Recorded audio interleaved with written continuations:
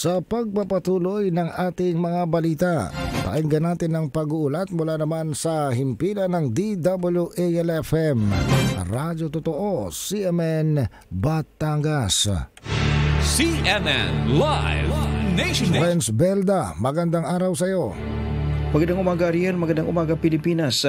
Pinarangalan ng pamahalang panlalawigan ng Batangas sa panguna ni Provincial Planning and Development Office sa mga bayan at lungsod sa lalawigan ng Batangas na kinilala sa 2024 Cities and Municipalities Competitiveness Index o CMCI Awarding Ceremony ng Department of Trade and Industry na ginap sa Provincial Auditorium Capitol Compound, Batangas City. Kabilang ang ilang local government units na nagtaas ng bandila ng Batangas na makatanggap ng recognition mula sa CMCI sa Fiesta Pavilion ng The Manila Hotel. Ang CMCI Awarding Ceremony isang taon ng kaganapan kung saan ipinagdiriwang ang mga hakbang na ginagawa ng mga lungsod at munisipalidad sa pagpapabuti ng kanilang kakayahang makipagkompetensya at kinikilala ang tagumpay ng mga LGU sa buong bansa at binibigyang diin ang kahalagahan ng mga pagsisikap upang pagyamanin ang economic dynamism, government efficiency, infrastructure development, resilience and innovation.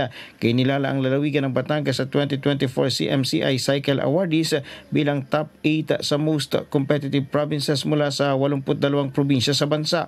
Hinirang naman ang Batangas City bilang top 10 sa most competitive LGUs for economic dynamism filler component cities category. Lungsod ng Lipa bilang top 10 sa most competitive LGUs for infrastructure Pillar Component Cities category at bayan ng Rosario bilang top 10 sa most competitive LGUs for Innovation Pillar at ang bayan ng Santa Teresita bilang top 4 sa most competitive LGUs for Innovation Pillar 5th to 6th class municipalities category. Mula sa DWAL-FM 95.9, ito si Renz Belda ng CMN Batangas nag-uulat live para sa CMN Pilipinas.